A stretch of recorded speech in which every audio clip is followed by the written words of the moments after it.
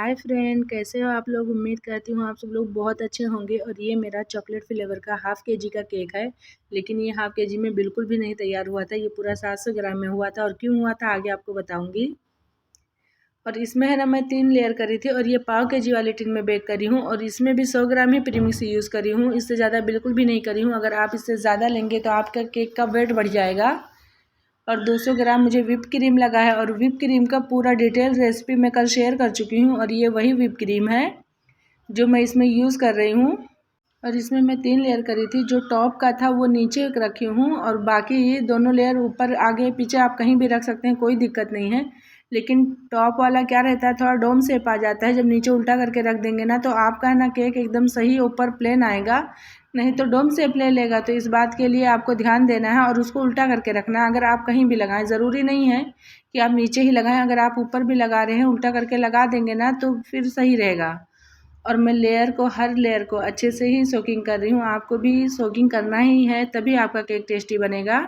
और whip cream में यहीं पे मैं गनाश डाल रही हूँ, क्योंकि मैं उसमें नहीं मिलाई थी। मुझे लगा शायद कोई डिज़ाइन बनाऊँ तो उसमें मुझे यूज़ हो वाइट वाला, लेकिन नहीं यूज़ हुआ, ये अलग बात है। और ये है साइड में है ना, थोड़ा सा जब मैं टिन में से निकाल रही थी ना तो मेरा केक है ना कट लग गया था छुरी से। तो इसके लिए वो साइड में ऐसा है। तो मैं उसको कोई दिक्कत नहीं है। आपका भी अगर ऐसा कुछ हो जाए तो पता नहीं चलेगा।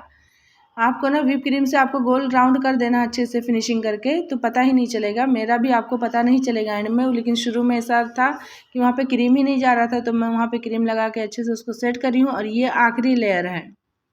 और आप देख रहे होंगे कि मैं अपने हर केक की लेयरिंग अच्छे से ही सोकिंग करती हूँ। ऐसा नहीं कि नहीं करती हूँ। आप भी एक बार करके ज़रूर देखना।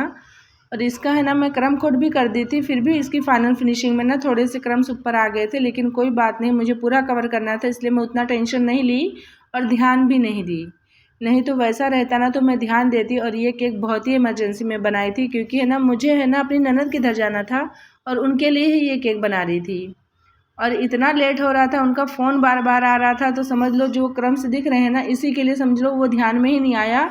मैं बोली जल्दी से इसको सब सही करके अच्छे से सेट कर दूं और फ्रिज में रख दूं कि थोड़ा ठंडा भी हो जाए, फिर लेकर जाती हूँ।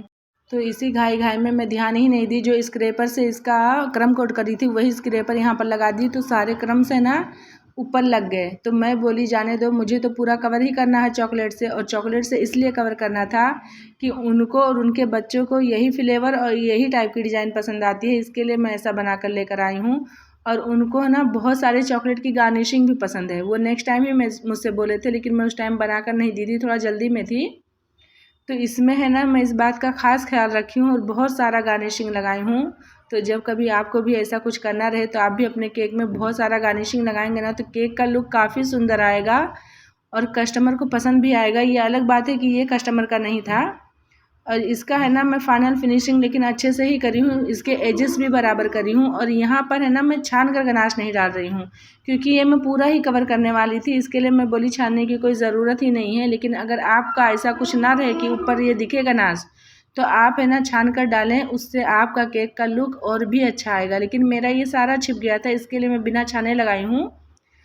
और ये है ना मैं टॉप पर डाली थी तो मुझे ध्यान में नहीं था कि मुझे साइड पूरा कवर करना है। बाद में याद आया कि अरे साइड में तो गिरा ही नहीं। तो फिर मैं और गनाश डाली हूँ।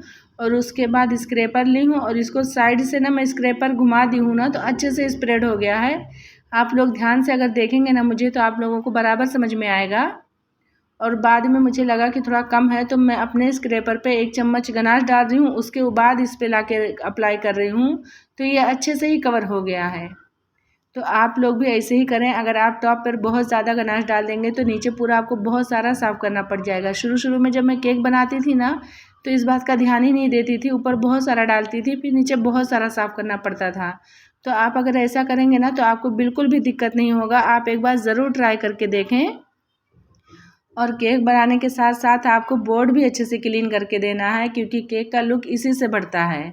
और मैं पहले सोची थी ना कि मैं पूरा है ना ऊपर ट्रफल बनाऊंगी, चॉकलेट गनाश से ही डिज़ाइन बनाऊंगी। लेकिन क्या हुआ कि ये मैं ना पाइपिंग बैग में भर के रखी थी तो ये काफ़ी थिक हो गया था। आपको इस बात का ध्यान देना है कि जब आपका ट्रफल रेडी रहे तो थोड़ा सा गर्म रहेगा ना तो ज़्यादा अच्छा रहेगा। लेकिन ये मेरा अच्छे से स्प्रेड ही नहीं हो रहा था, बहुत टाइट जा रहा था। तो इसके लिए मैं इसको स्किप कर दी हूँ।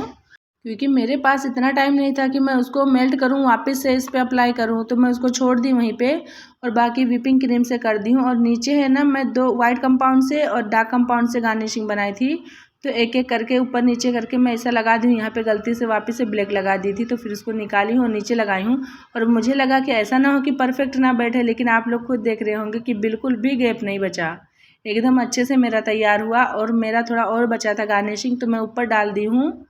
और ये है ना, व्हिपिंग क्रीम में गनाश डाली हूँ और ये अप्लाई कर दी हूँ उसके ऊपर, क्योंकि मेरे पास टाइम बिल्कुल भी नहीं था और उनका फ़ोन बार बार आ रहा था। 10 मिनट के लिए मैं एक केक को फ्रिज में डाली हूँ। और ये गार्निशिंग पहले मैं सोच रही थी कि वाइट 2 डाल दूँ और 2 ब्लैक, ऐसा तो मेरे पास गार्निशिंग कम थी, तो इसके लिए मैं सब इसको निकाली हूँ और एक एक करके डाली हूँ। आप भी अपने केक को इसी तरीके से या थोड़ा अलग करके सजा सकते हैं। और बीच में ना मैं वाइट कंपाउंड ग्रेड करके डाली हूँ, जो थोड़ा सा जगह बचा हुआ था।